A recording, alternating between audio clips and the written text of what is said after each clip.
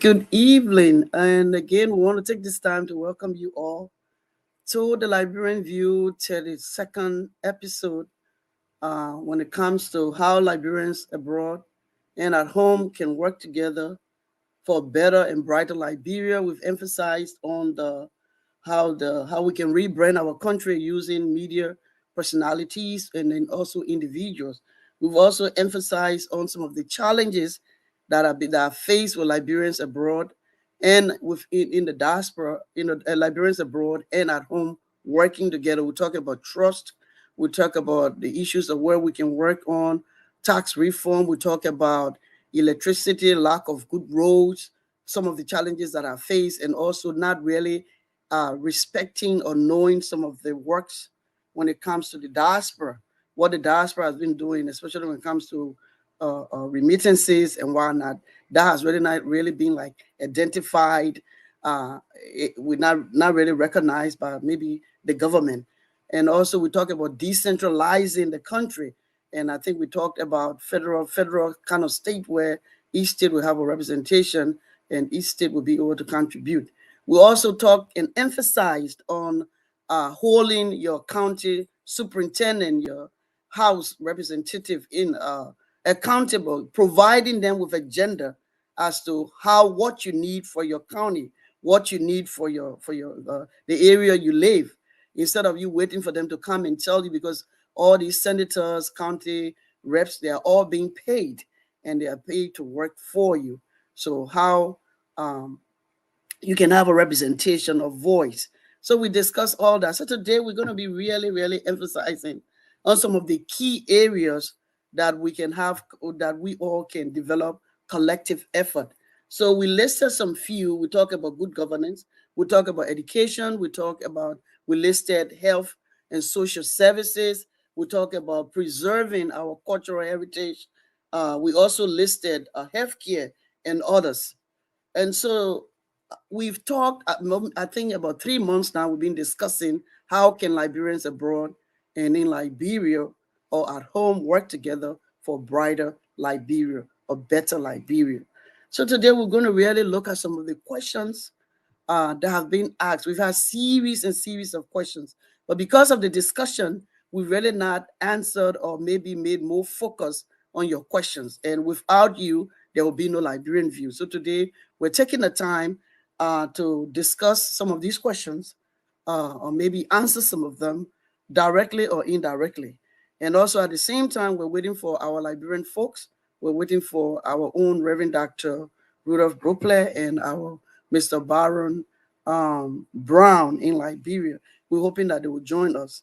But for today, we have on our platform uh, uh, our panel that will be discussing some of these issues and answering some of your questions the best way possible. So I'll give the opportunity first to the lady on the floor, on the platform, Mrs. Anita Kwikane, to just maybe introduce herself again. This is not her first time. She's been on the platform. I think the last episode she was on, but just to let you know, for those who will be watching us again for the first time or listening to us for the first time, for you to know who is answering your question, who is talking to you. I think it's your right to know.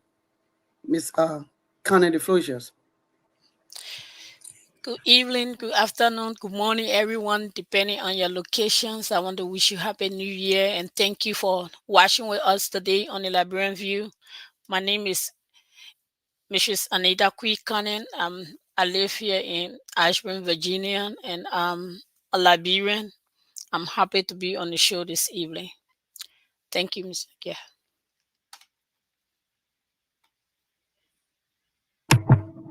Okay, thank you so much, Mrs. Kane.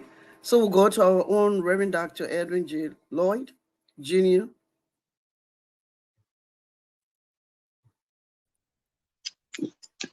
Greetings to everyone. I just want to say we are glad again to be here to go into this discourse to discuss issues that are very crucial to our growth development and the advancement of our country. So I'm happy to be here, and I just want to say that Happy New Year to everyone. and we will look forward to a very rewarding and fruitful discussion. Thank you very much again for having me. Thank you so much. So we'll move to our own Mr. Felix Wilson.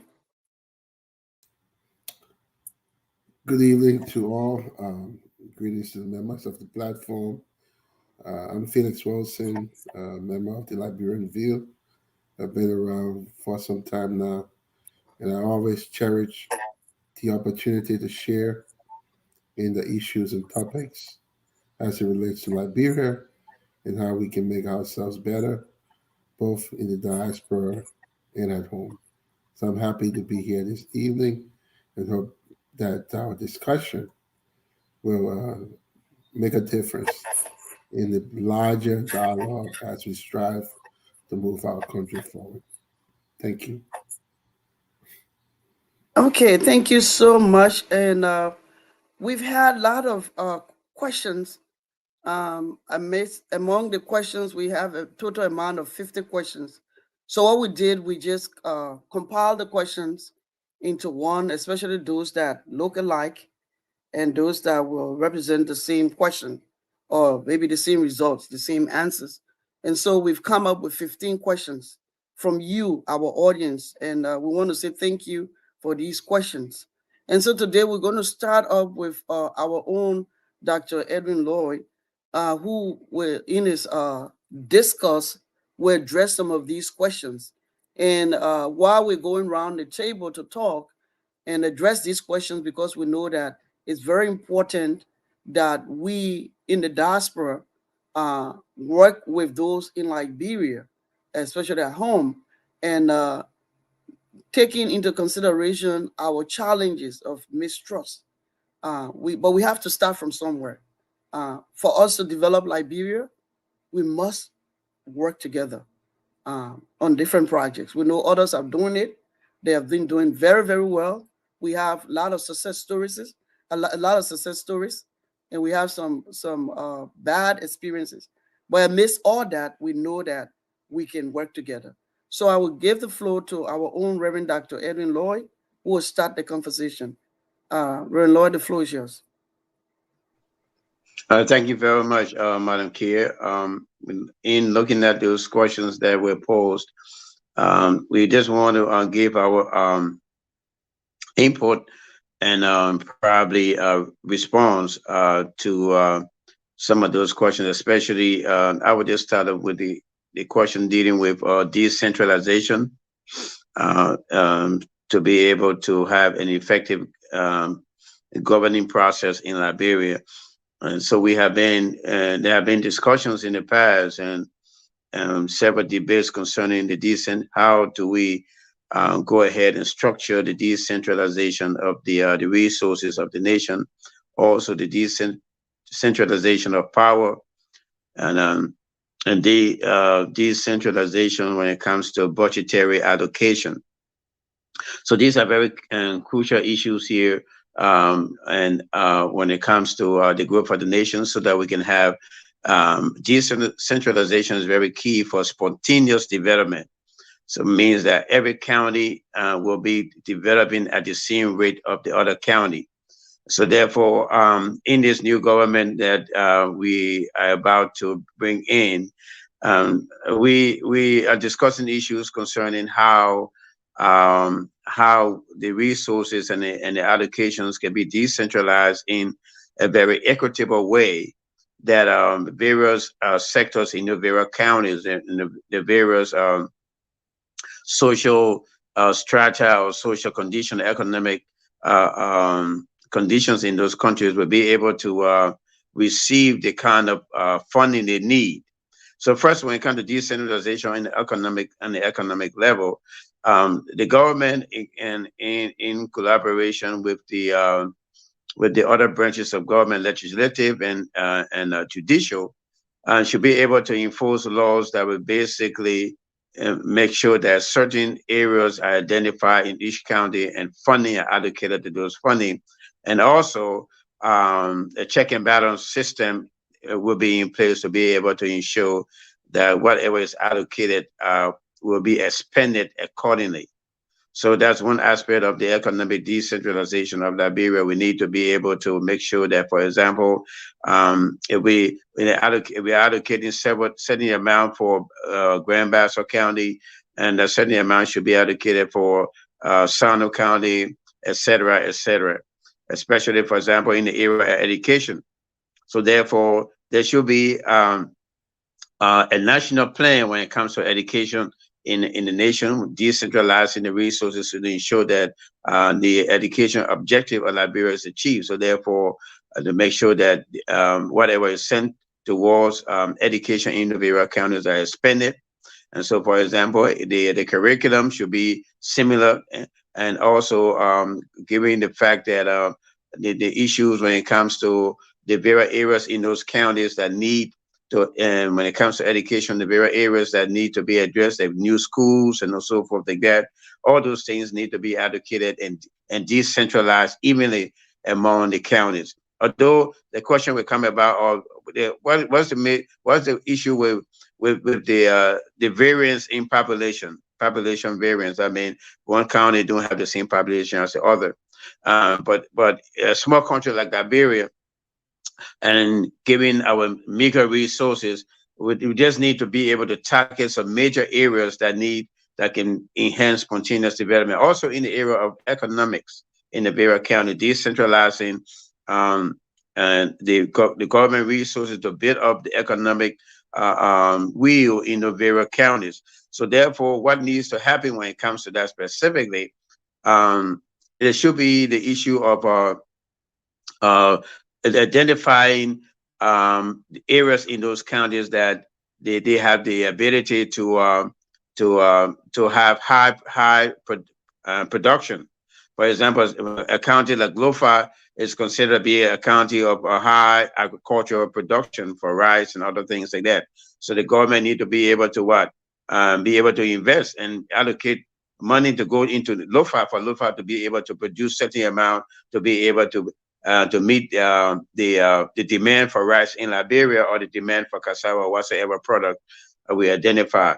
So those things that needs to be done when it comes to decentralization, identifying the areas in various counties that have the capability of a high production in certain kind of product that is necessary for national development. And so those areas, those are things that we need to look at when we talk about decentralization, and very much decentralization and the balance of trade in between those counties. And also when it comes to the equitable or the advantage when it comes to productive advantage, basically productive advantage of each county. So what a productive advantage of Bassa, what a productive advantage of Sanu, what a productive advantage of Maryland, all those various counties will be able to identify those. And then the government accordingly identify funds to be able to invest in those areas so that it will be able to boost the economies of those nations. So, for example, everybody will be buying certain product from Lo-Fi, and then when it comes to another product, everybody will buy that from Sando and so forth and so forth. Then you have spontaneous growth and economic development because you have the interaction of trade, all right, and you have the balance of trade coming from each county. And just a simple one-on-one economic strategy that we can be able to use to decentralize so the economic growth of that nation. So that's the similar structure can be applied to other sectors of the economy and other social strata and other probably social needs, basic social needs, including healthcare and so forth, and other needs that we need that need to be invested in the nation. So those areas can come up and simultaneously receive the assistance they need based on what I call the productive advantage of each county. So that can be that can be a way that we can move forward, and that's a way I can respond to the question that deals with that. Also, when it comes to the issue with the legislature, and legislature is very key in the functional, in the teachers' functions of the nation. I mean, getting the laws together and appropriate laws and policies that come from the legislature that will be able to enhance the growth of the country. So those are the things that are very important. Laws that should be passed are laws that probably would be far-reaching when it comes to continuous economic development and spontaneity in our nation. It's very important. So, and the legislature should be able to be aware of their responsibility in passing those laws, especially areas that are out of high need in our nation. For example, right now we have the diaspora. The diaspora is one of the most financially able sector of Liberian population that we have now. So how can the present administration tap on what the wealth of the diaspora? We have monetary wealth. We have intellectual wealth. All right. So that is very key because the diaspora holds a very key power when it comes to the rapid growth and development in Liberia. So the legislature should be able to see how can we pass laws that would be favorable to the diaspora to encourage the diaspora to be able to invest in Liberia. All right. Although we would look at direct foreign investment from other areas of the world, but there can be no better investment than your own Liberians. So you have Liberians who have the wealth, who have the ability, who have the knowledge and the intellectual ability to come in and give the rapid development that we need for our nation. You need to tap on that and also create the condition and the environment that will be conducive for them to come in and that will give them the what you call the consumer trust in the economy to be able to invest as they should. So these are things that we need to talk about, and those are some of the responses I have to those questions. It's very important that and the new administration examine those strategies and these policies, especially in negotiating with the legislature. So when it comes to the legislature, the issue of constitutional excellence is very important.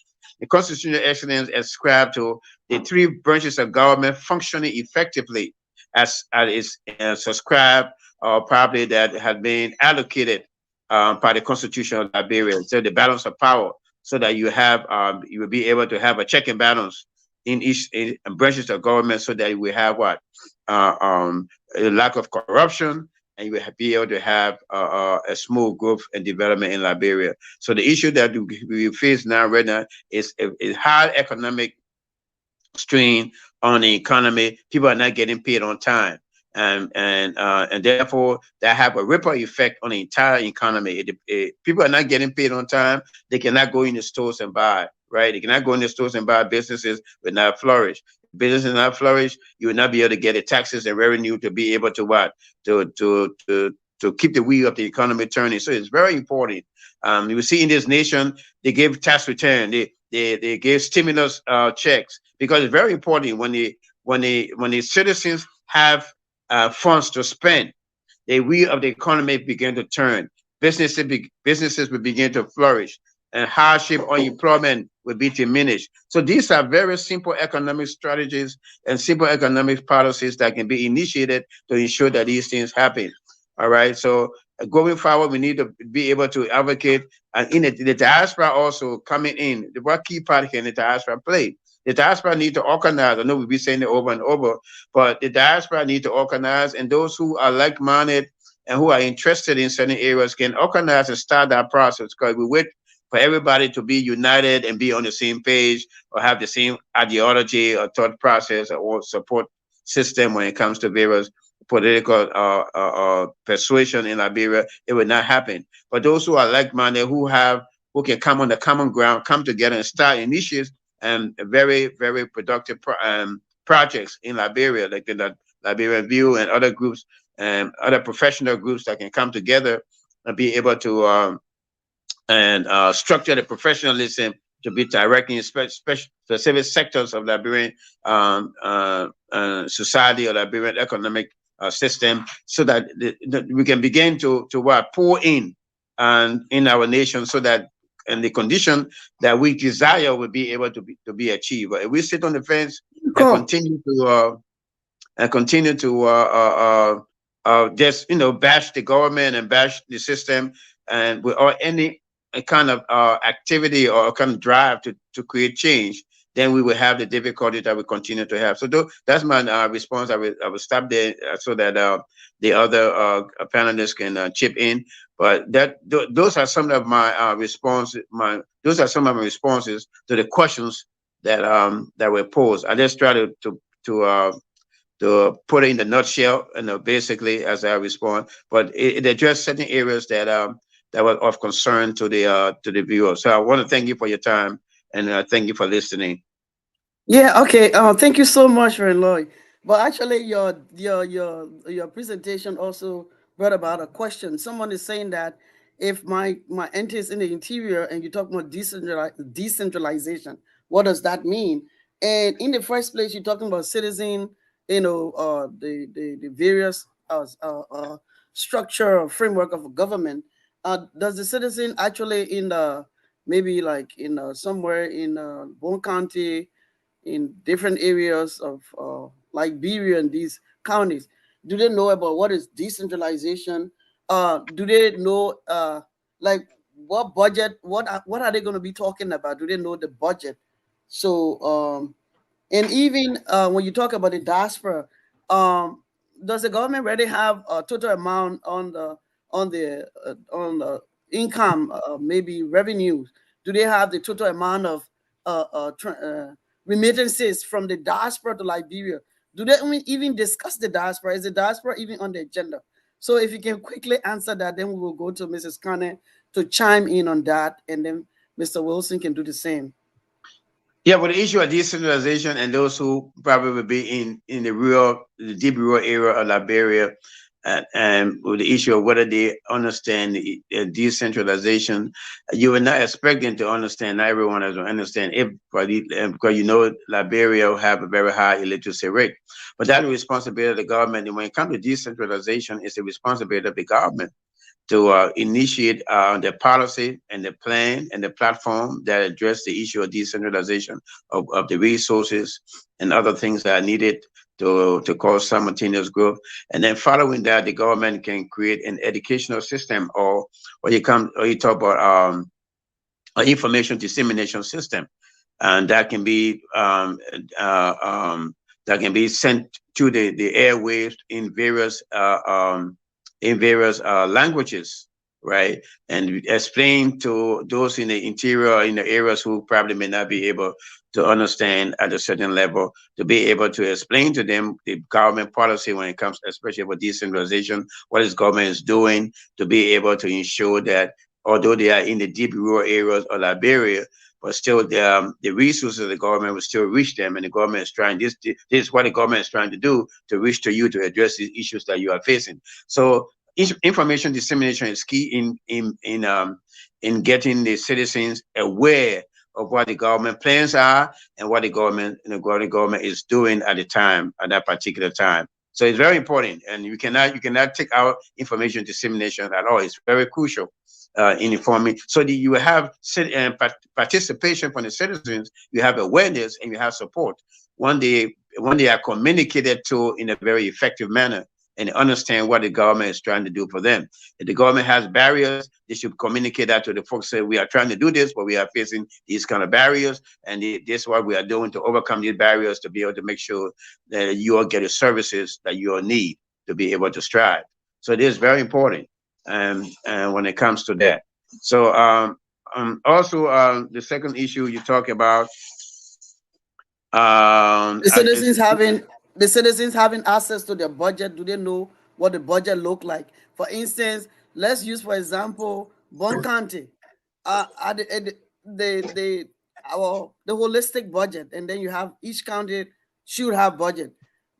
Is this budget presented to the citizens of Bon County for them to know, oh, this is all what we have for healthcare, we have for school, we have for this, and then they can come in to say, oh, this is our agenda. Is this something that we are aware of is happening, or maybe we're not aware of it? So you can just address it. If we're not aware of it, we can send our folks on the ground to do some research on that.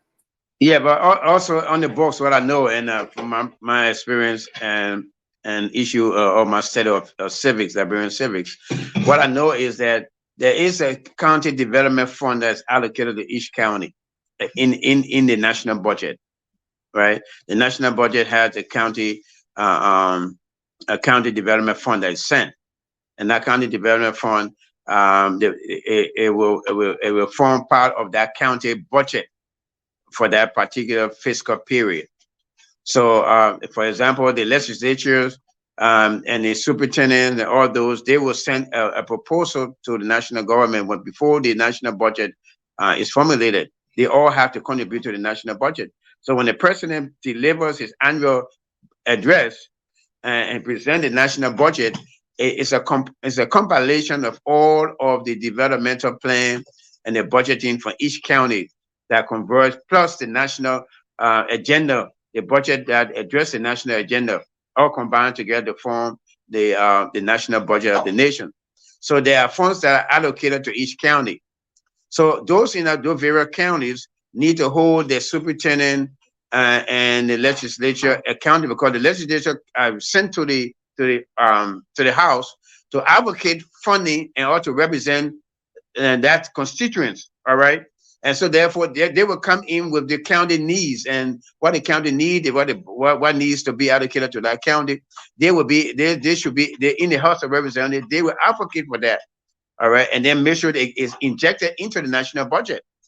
And when it goes in the national budget, that developmental goal or whatever developmental plan that they had, and then what the funds were allocated to, it should be directed, and then that funding should go back to the county, and that development plan or that development project will be implemented. And for example, in the United States, you see, right now they have a budget situation where they cannot approve the budget and setting stipulations in the budget because certain things were not added, and certain legislation or certain county or certain interest group and were not their allocation was not placed in the budget. So setting and the legislature are not voting because they're not voting on certain issues until these things are put in the budget. So that's why these representatives are there for in various counties. The representatives, the senators are there to advocate for their county to and based on the county development plan and make sure that the funding that's needed to be able to fund the development plan, to make sure that the plans are implemented and are financed. They're supposed to advocate for that, and the government will allocate that in the budget. And when you allocate in the budget, the funding will be dispensed accordingly. So that's how it works. So therefore, and the counties representatives supposed to inform the people, supposed to be able to educate them on what the county development plan is and how much are being allocated towards that county development plan and how it's going to be spent. And after that fund is spent expended, then they need to come back and report. That's why you have the Bureau of Budget, and then the Bureau of Budget is there. You have the finance ministry has the auditing department that will audit all these various counties to make sure that the funds are spent. So everything we are talking about, they are on the books, but whether they are implemented or not, that is the question.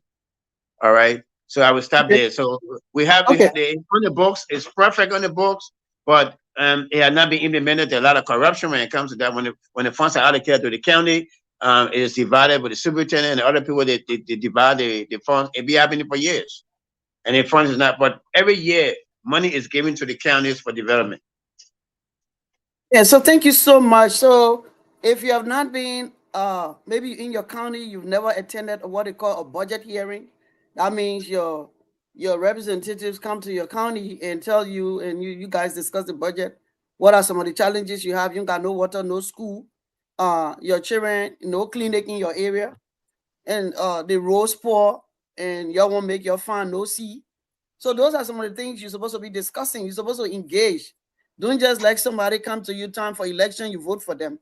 So you need to hold them accountable to have to discuss your budget. They call it here in the States, they call it budget hearing. And at the end of the year, you have what they call in the middle of the year, whatever term you discuss, they have what they call budget hearing, where they tell you how to spend your money and why they didn't fix the road or why they didn't buy the chairs that your children need. So we'll just have Mrs. Cunning to also chime in when it comes to how whether even the diaspora is recognized, or whether these counties representatives, senators in these various counties how many times they go home. How do they develop their budget before even they do the counties or counties developmental funds? How does it? I mean, do the people in the counties participate? So I think the Liberian View will also take the initiative to do some little survey on the various counties to see what is going on. So, Mrs. Kennedy, the floor is yours. All right. To address your question, I will start with, let me go with question two on the questionnaire list, and then I will conclude with your questions. So the question two, they talk about the challenges that are faced with Liberians, what challenges they face. I grew up in Liberia, Kenya, very mature. I know the challenges I face it myself. Liberian face numerous challenges, and some of these challenges include access to clean drinking water, healthcare, education, economic opportunities. Additionally, we'll talk about food insecurity, inadequate infrastructure, environmental issues, and so forth. But how can we address them to find a sustainable solution to all these challenges that the country is faced with? We can find solutions to them, but to find those solutions, we need to look at the root cause. Why are we where we are after 160 some more years? The root cause of poverty in Liberia that contribute to all of these challenges is corruption. Until we root it out, there will be no way that we can have access to any of these challenges that we are listed. Corruption is the cancer that killing our countries.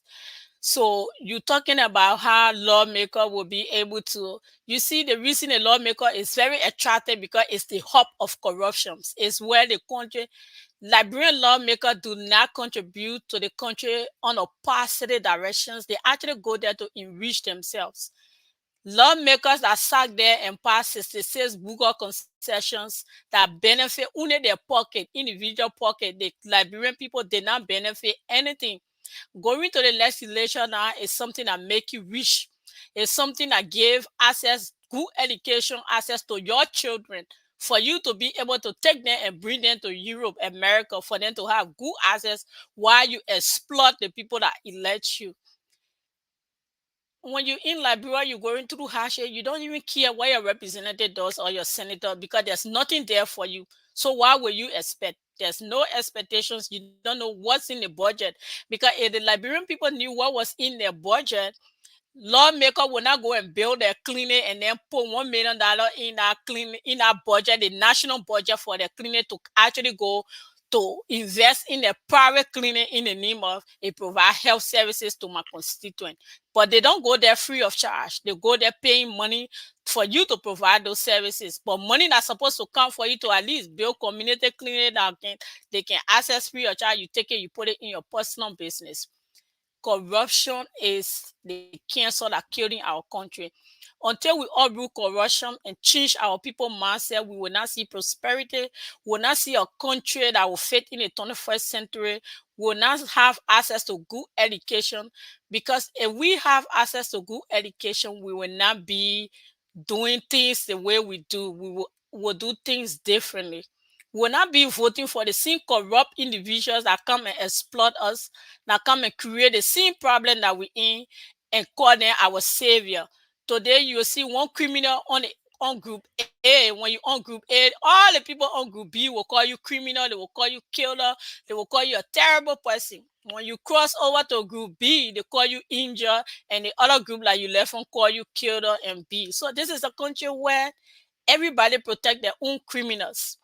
Liberians, we are our own problem. Until we change our mindset and face the root cause of our issue, which is corruption, we're not going anywhere. Thank Thank you. you, thank you so much. So the question here is, um, how can we assist when it comes to the change of mindset? Because you talk about corruption, and corruption is the root cause. Corruption is the cancer, and that we're aware of. But how can we change that mindset? Because years ago, 6 years, someone was senator, they were in the house, and then even though maybe they didn't provide anything for their constituent, they say voted for them, they're there. So what is needed that we seeing what is happening, what can we do to assist the people in these various counties? Because we can sit here and say, say corruption, but someone in the interior or in different areas, city clans within a county may not even understand. Those who used to make farms, they are not even there anymore because everyone like forced migration. There's no food, so everyone is coming to Monrovia. So how can we here on the Liberian View assist in letting someone know that you voted for this person, that was your right, and with that right come with a responsibility. That individual also is responsible to do certain things for you. How can we change that? How can we communicate that?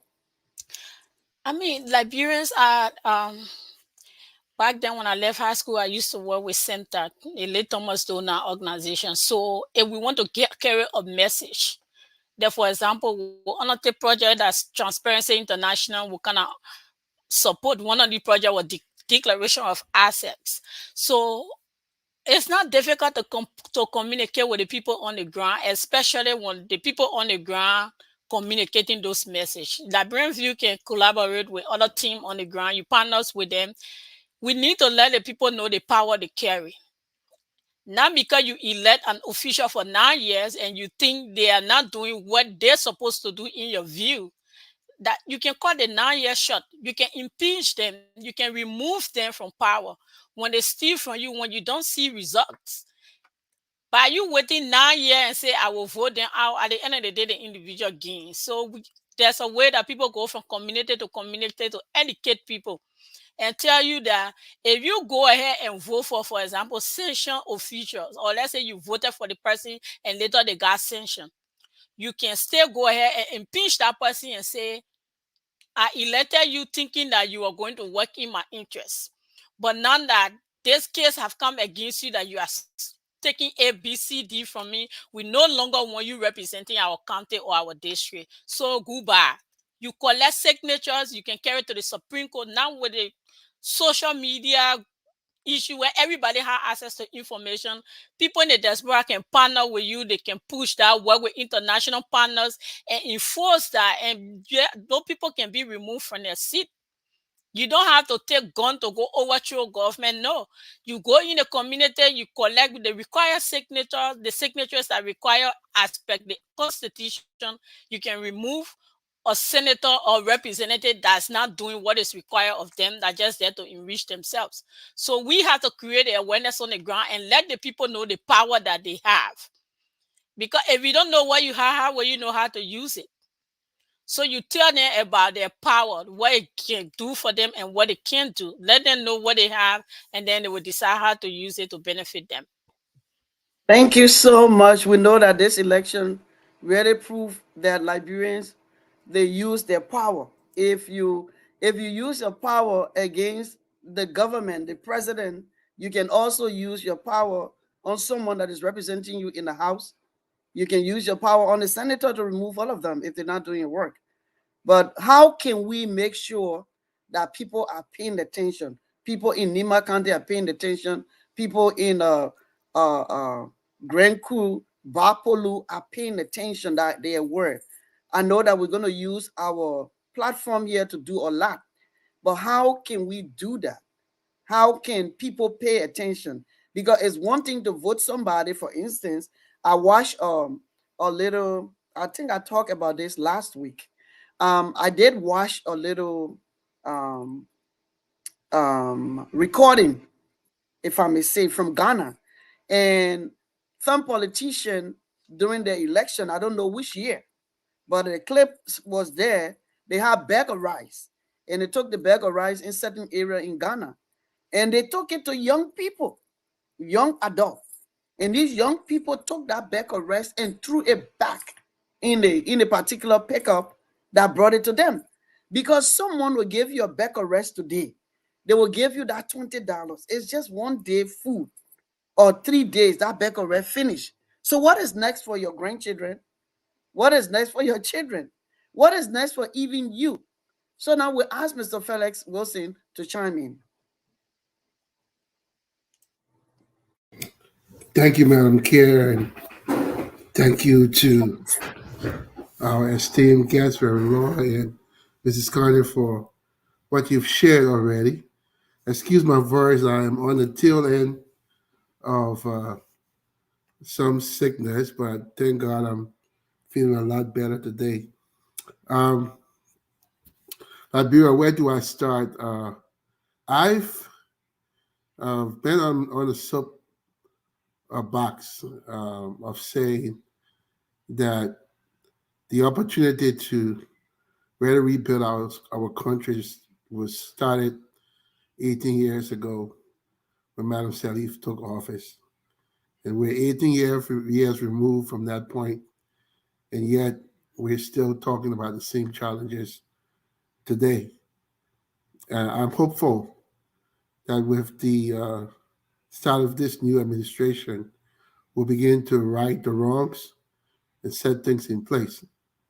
I overheard our president elect, what I would consider in his first major interview on the VOA the other day, said something very pivotal, which I tend to agree with. And he said, in answering one of the questions, that we have a lot of the laws and processes on the books, and what we need is an implementer. Um, I think I agree with him because if we look to our past, we know we operated as a well run society, one that was well respected around the world, one that showcased some of the best lawyers and doctors and politicians and leaders. Our schools were second to none at one point. So to see where we have deteriorated to today, it's been shameful, but all is not lost.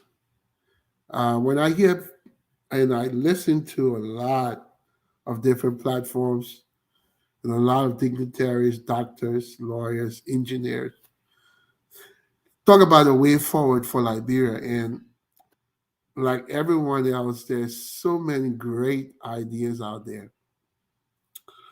But what I view these ideas and suggestions to a large part as a travesty of what we face, as a mockery to what we really need.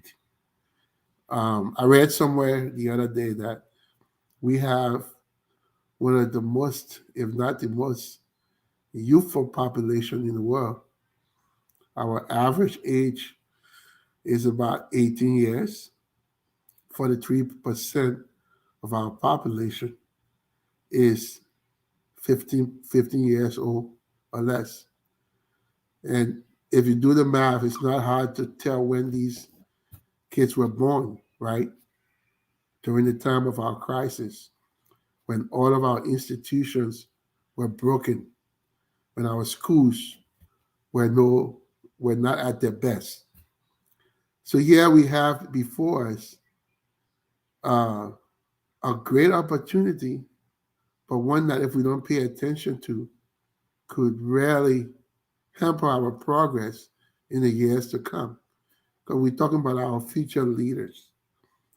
And so, on this backdrop, I wanted to quickly address um, three of the questions one and two, which in summary talk about how Liberians living in the diaspora can support initiatives and projects in Liberia effectively.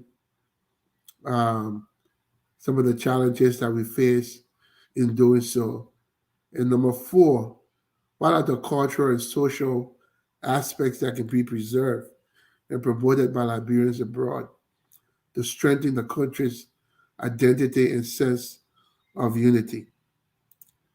My colleagues, my brothers and sisters, a lot of what I'm going to say here is directed to the young people in Liberia.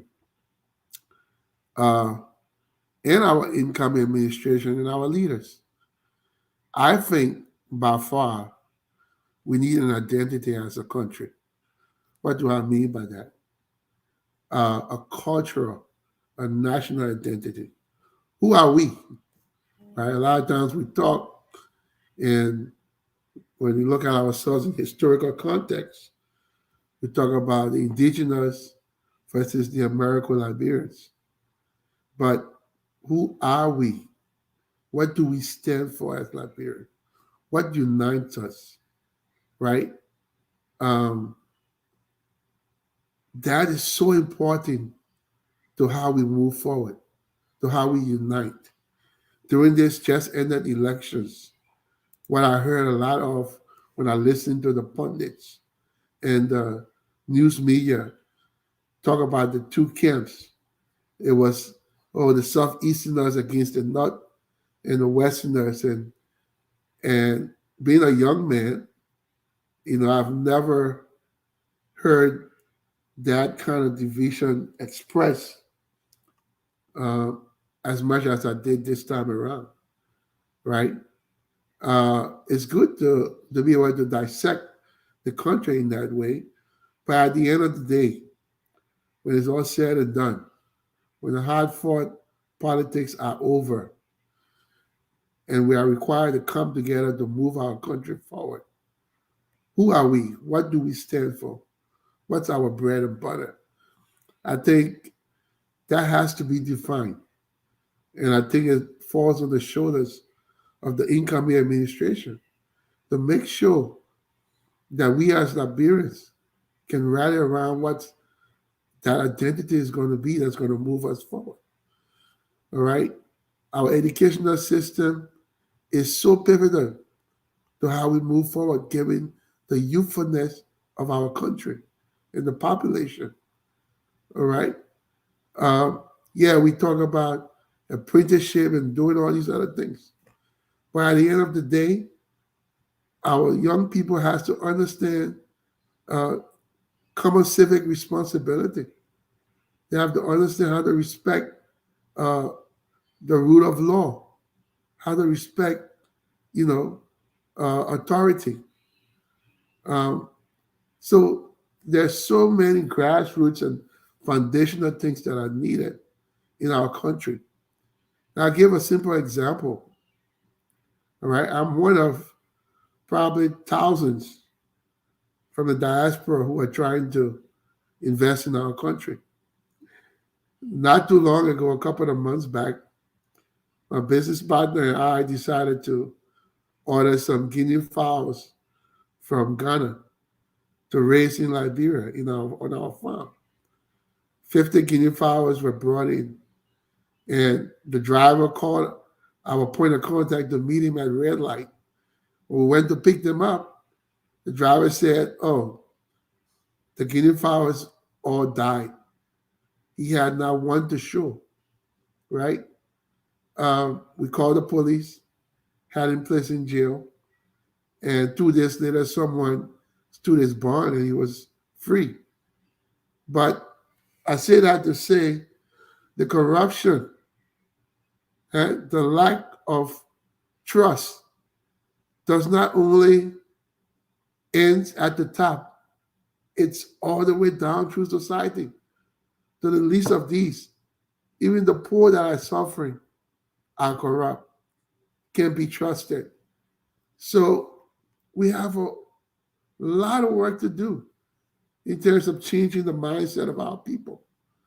And I don't want people to think it's going to be easy, that just making opportunities available will be good enough.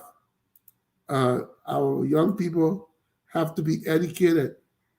The rule of law has to be followed. The incoming administration has to set the example. All right. The opportunity is great because of our youthful population, taking advantage of new technology to grow our society is going to be critical. And it could not have come at a better time for Liberia. Why do I say that? Whenever you are looking for a way to make a difference in society. You always look for that new opportunity where everybody's on an even playing field and you try to master it so that you can establish yourself as an expert and folks will come to you for help. Liberia is at that point. We have this thing called artificial intelligence that is really just coming out, right? It's a new technology.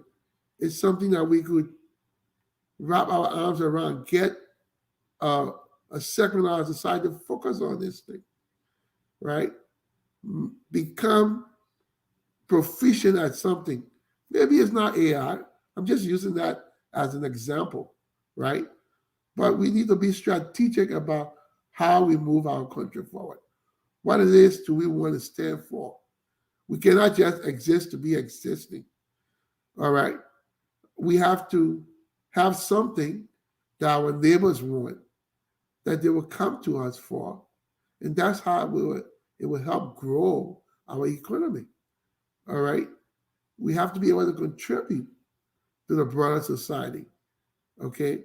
And then lastly, I would say from the implementation side of things, a strong cabinet will be key to the country's future success.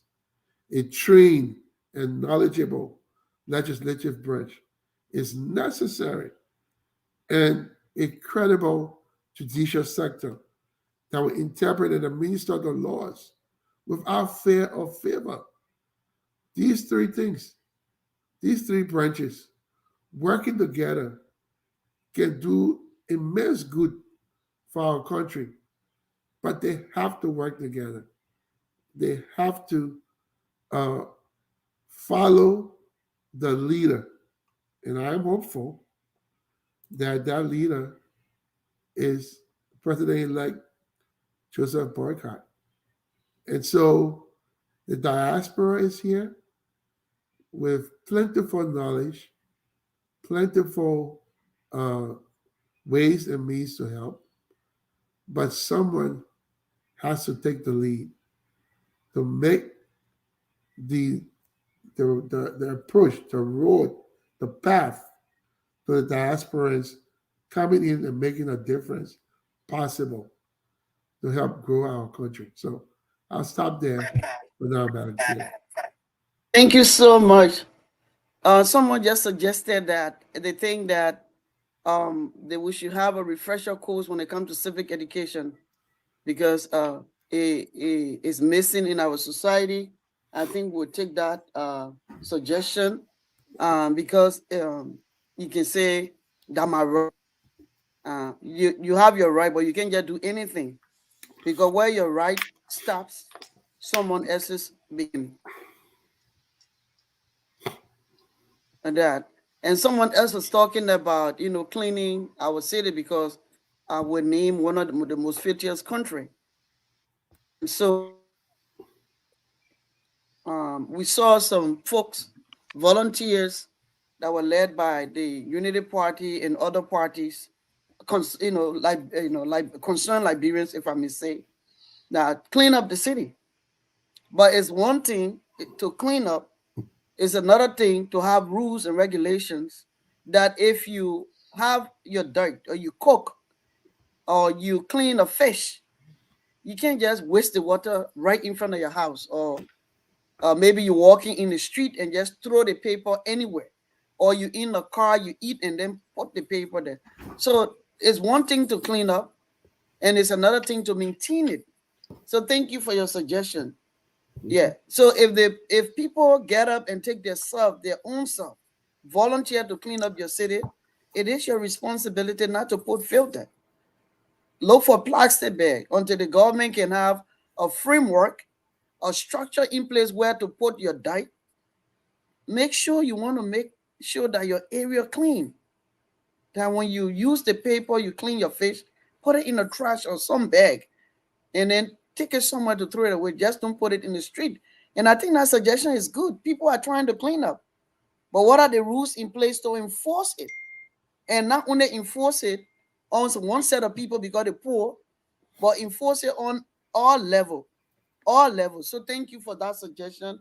It's well noted because these are stories that these are actual activities, executions that are going on in Liberia. But how can we maintain that? So what we're going to do right now, I think we'll just go around, and I think we've addressed some of these questions. We'll make sure that in the second week in the month of January, we'll get back again to answer more questions, but we have topics that we'll be discussing. So we'll go around to summarize, give a synopsis of what you think that someone listening. I have my representative in the House, in legislature. I have my senator, and they need to feed me with information. But it's like your teacher gave you come in the class the whole day, gave you assignment, go and do this, go and do that, but you don't even ask any question.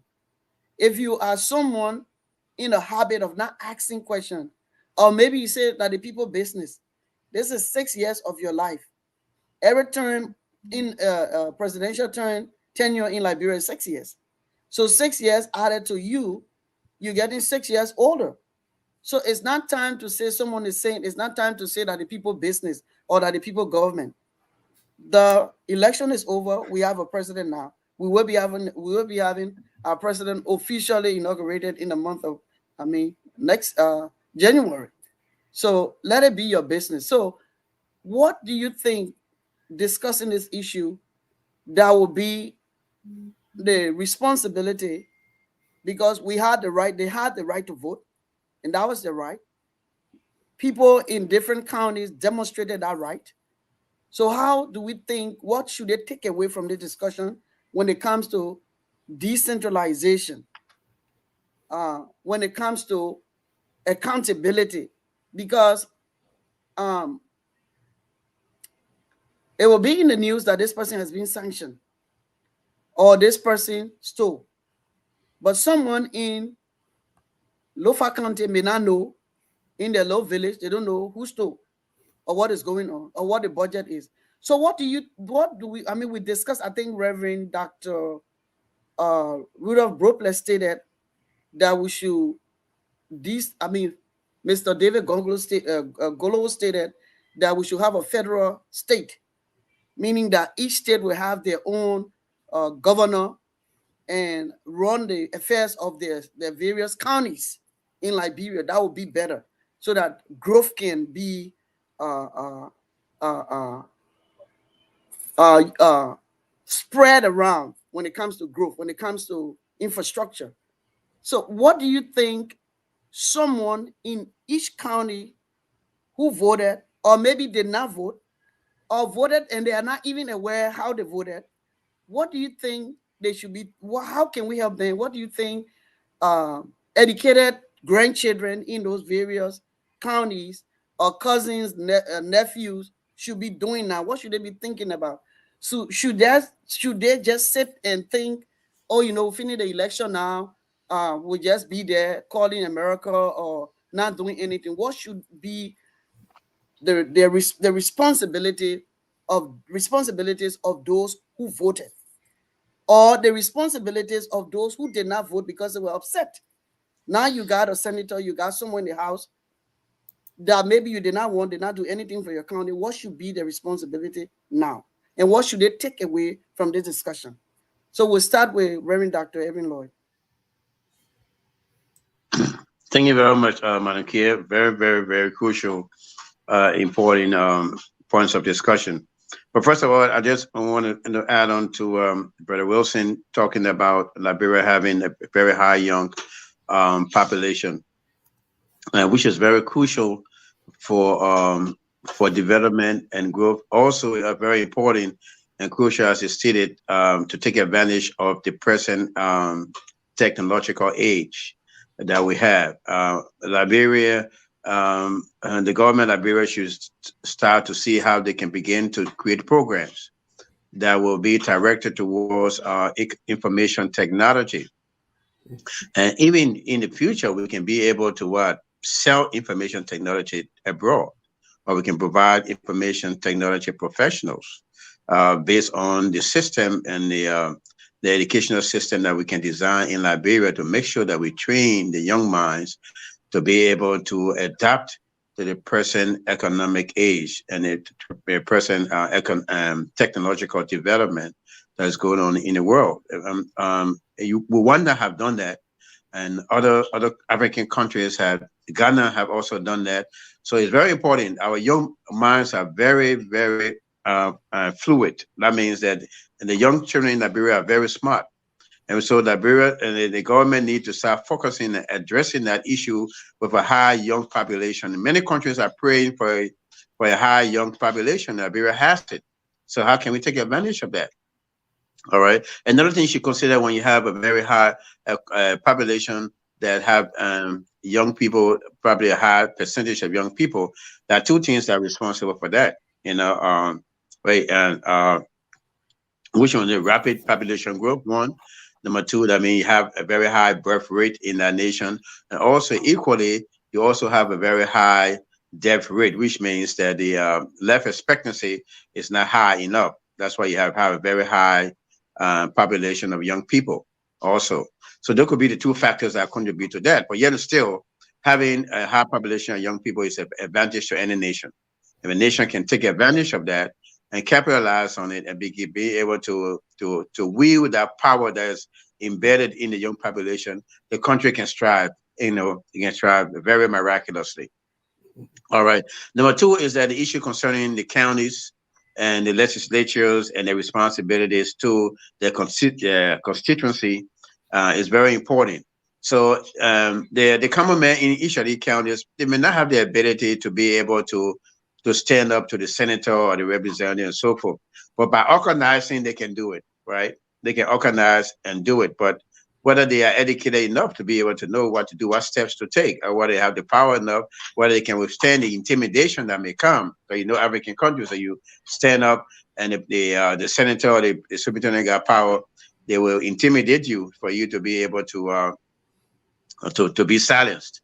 But another group that is very important in this aspect is the county organizations, whether at home and abroad. The county organizations should be the organizations that will hold these legislatures and the county government and hold them accountable for their platform. Again, usually even when there is an election and someone from a particular county want to run for the House or want to represent the people, they should be able to come through the county organizations. They should be vetted through the county organizations. That's the power the county organizations has, but what the organizations have. But each county organization has the power to be able to summon the representatives and question them on their performance. It's very important. And so these kind of organizations we have around, maybe some of them are doing it, but those who are not doing it or it has not been done, they need to be able to understand what are their responsibilities as a county organization. Not only just to gather, have ball here, there, and then after that, everybody go home and come back the next year and have ball again. No, the county organizations are there to be able to seek the interest and the advancement and development of that particular county in all aspects. All right. So I think the county organization now should start galvanizing the power to be able to hold these representatives accountable, be able to tell them what funds have been allocated for the county development, how much were allocated to this specific county, how was it used, what platform do you have, what budgetary allocation do you have in these counties? What budget you have in the county? What programs you have in the counties to advance the county? What program you have for education? What program you have for health? What program you have for farming? All those things needs to be addressed and go through the county organizations. To how powerful the county organizations are, if they can really harness the power they have. Very important. So the county organization also can come together and educate those in the various counties, respective counties, and inform them too, because the government, you see, you can profit from ignorance, and so politicians usually profit from ignorance, and that's all over the world. It happens. All right. So the politicians will not educate the folks the way they should be educated, because the folks are educated at a certain level, they will challenge the politicians, and the politicians will not have the power they have. They will not have the advantage that they have. So politicians do not educate the population. They do not do that. So it takes independent organizations and interest groups in those various areas to take the initiative to do that. You see the situation with Stacey Abrams in Georgia. You see how she mobilized, independently and educated the voters, and they went to the polls. So these are just an example that we have seen that we can be able to tap on and be able to learn from that, so that we can be able to see the development that we want to see in our various counties. So that's how these things can happen. So we cannot only depend on the people in the county, the people who are on the grounds, because they don't have the resources. Also, they are being intimidated at certain level. So the diaspora can come in, the county organizations in the diaspora can partner with the county organizations on grounds and create that power structure they need to be able to ensure that whatever is allocated to the county is being used for intended purpose. But whatever that county needs, also they help in the formulation of the budget of that county and the development plan of that county that be presented to the national government. They can also be able to be partners in that and ensure that it's happy, and then create a check and balance system to make sure that that happens. That's my point on that. Also, let me just lastly address the issue with with having independent counties or maybe independent states and like a federal system. And that the federal system applies to countries with huge population and country with huge land mass. Liberia, given the population of Liberia, a federal system will not be so effective because most of the counties do not have the revenue generating capacity to be able to function as a federal entity. They do not have it. All right. That can happen in the future later on, or maybe the federal system. That means you have to cut the division of the county down, get rid of some of the counties and combine them and merge them. Then that will work in that system. And maybe we can come down to 6 regions.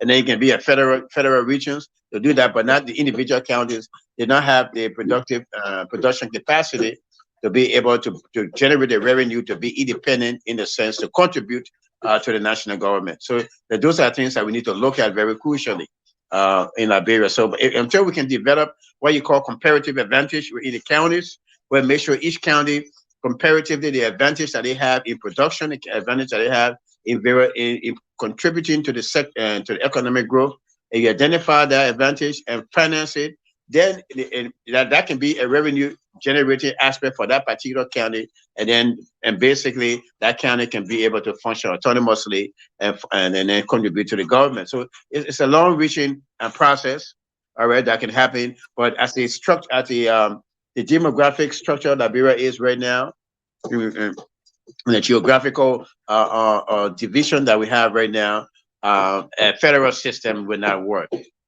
All right, Okay. it has to be revised before that can work. Okay, thank you so much. Someone just said that's one of the initiative, because if you from, for example, Bon County, and you're building, you're sending money, different projects, you also have the right to ask your representative in the House, the senators, what the budget all about. Educate your people. So maybe we need to start connecting with the county association and see what how best others can support them, because we need to start asking questions from the diaspora. As we stated, diaspora has a key role. And then someone also just stated the change of our pronouncement, meaning that what we profess for Liberia. Sometimes we talk about Liberia to say, oh, Liberia finish. So what you say and what you think may come to light.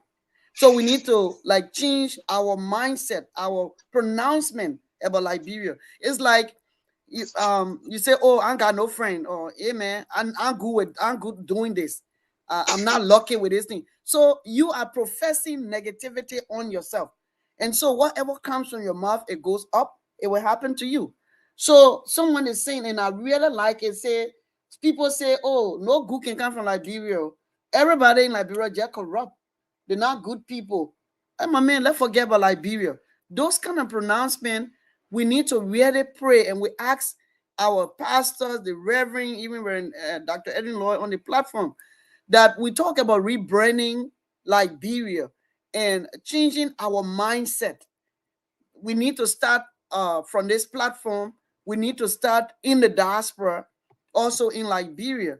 Let me just say quickly, when we organized the LCA, by then I was president here for the Liberian Association Metropolitan Area, we organized to help and aid, offer assistance during the COVID-19.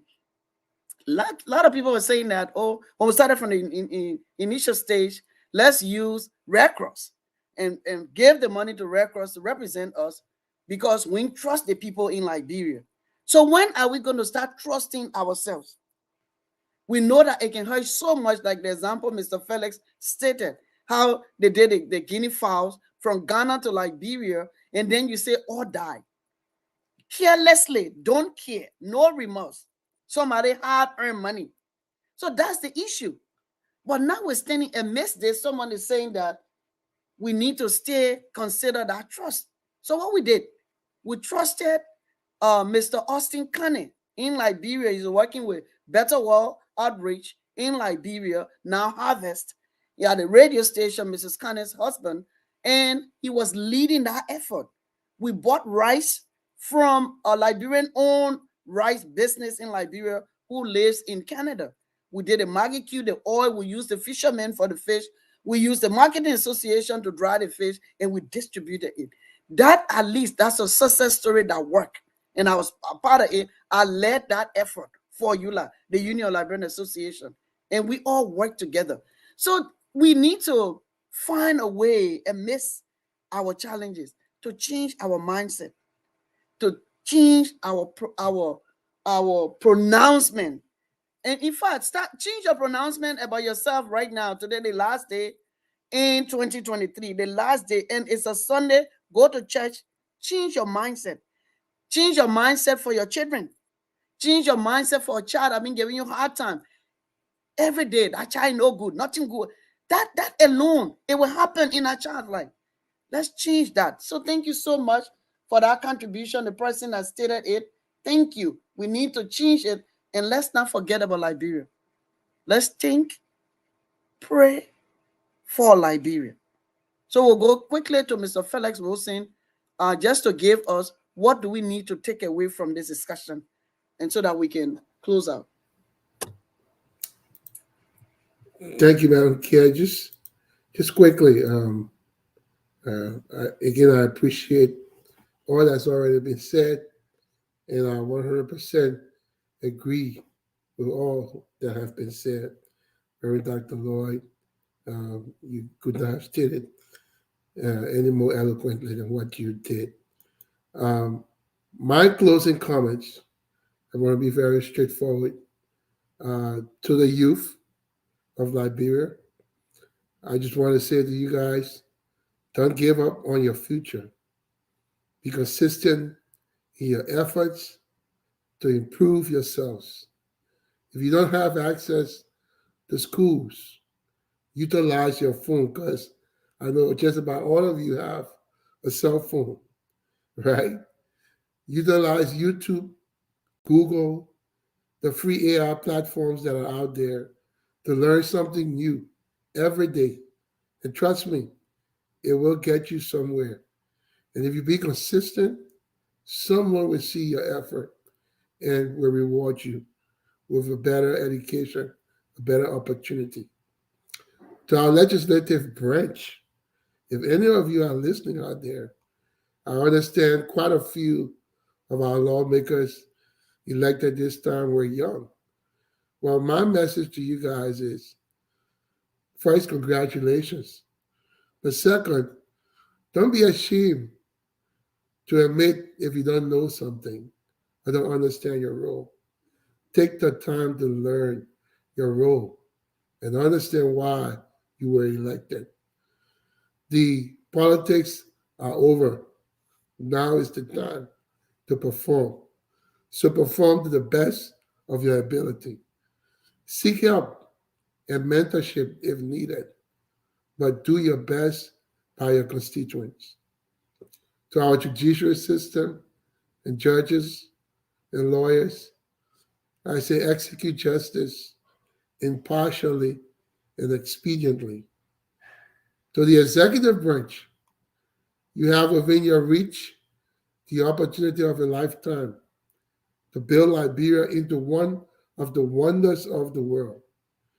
Challenge your ministers to carry out the affairs of each ministry effectively and efficiently.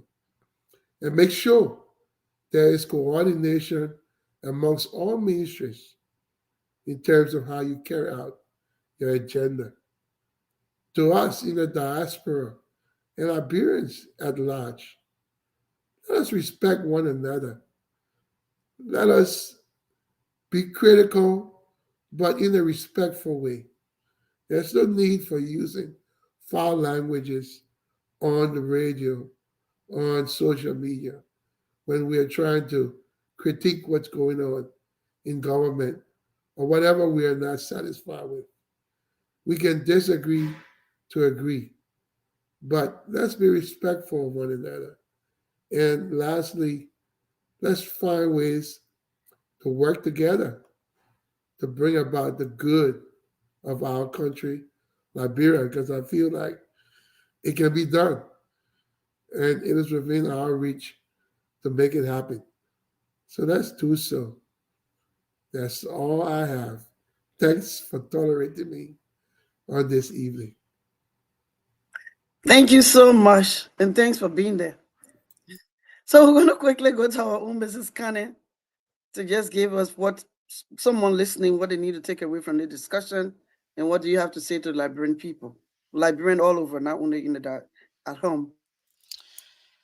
Yeah, I want our Liberians back home and here to take the I want us to be able to kind of add all these discussions that we're having. I think the educations that we're talking about is what we provide on a monthly basis, but not everybody in the country on social media, and not everybody have access to smartphone.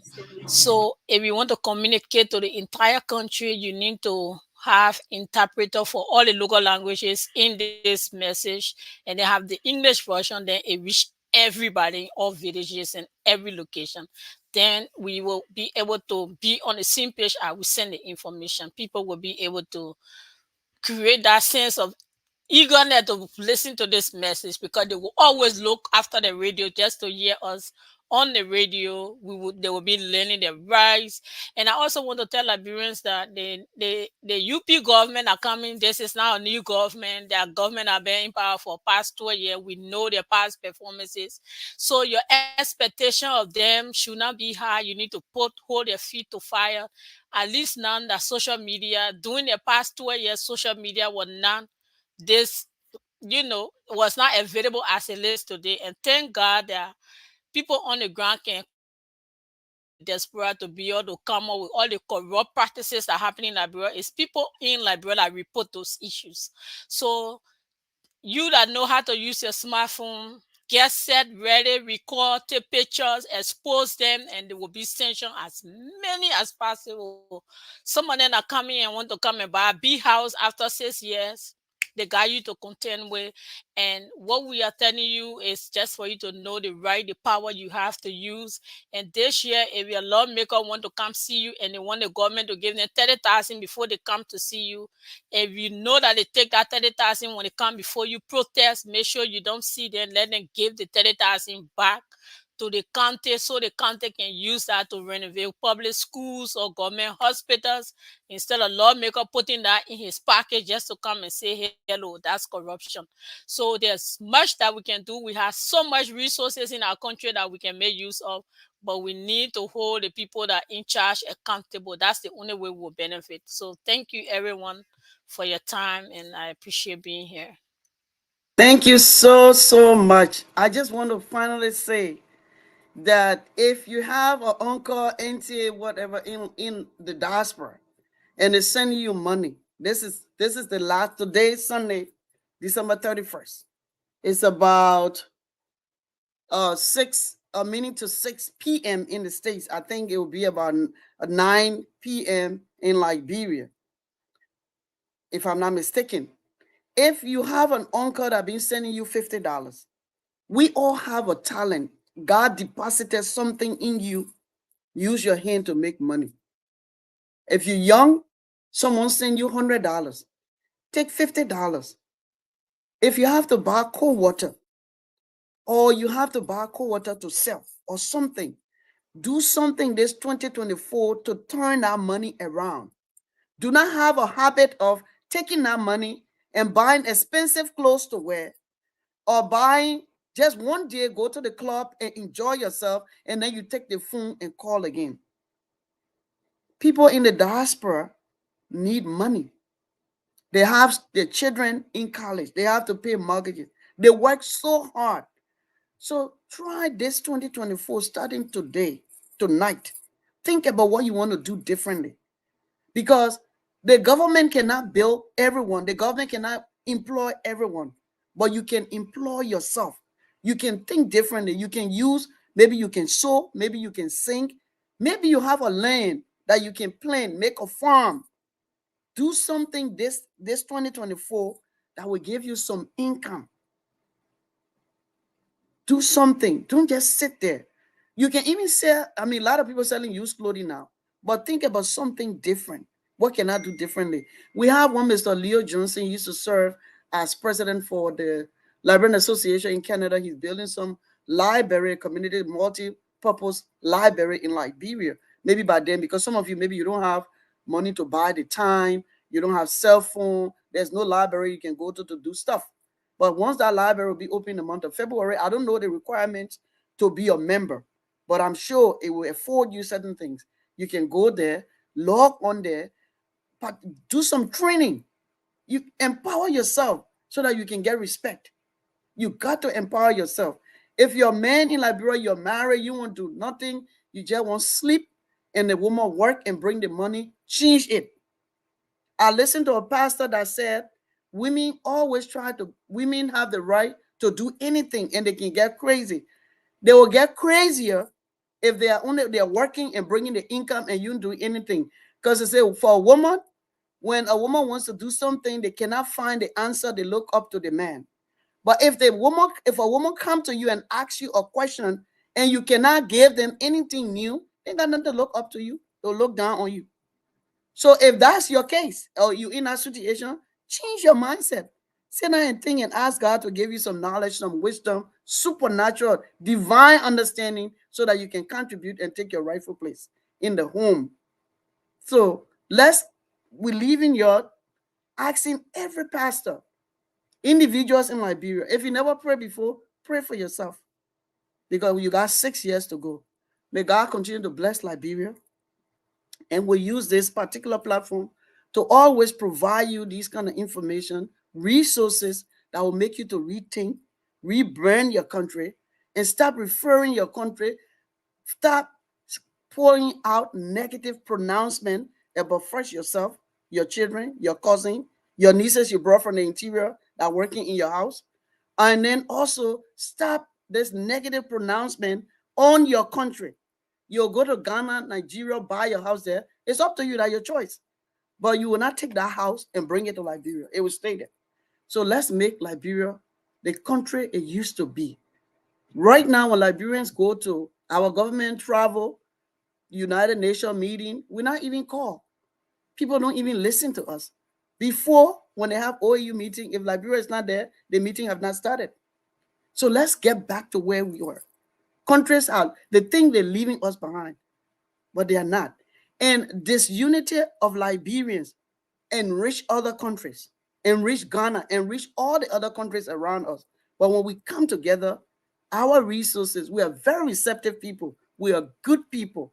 So let's pray that 2024, that things will be different in our life, that we think Liberia and we pray Liberia. On behalf of the Liberian View, we all here are member. We want to say thank you so much for listening to us, for your questions, for all the time you've been with us. We want to say thank you. We want to say that we wish you all the best for 2024, and we hope that what we've provided today, we shared today, we presented today is helpful. And then if you receive this information, this link, we ask you to please share it with others so that they can listen. Now, if you have some questions, we take time like this to answer all your questions for you. Thank you, and may God continue to bless us and unite us as a country. Thank you and goodbye. Happy New Year. Happy New Year. If I don't see you again. Bye. Mhm. Okay, so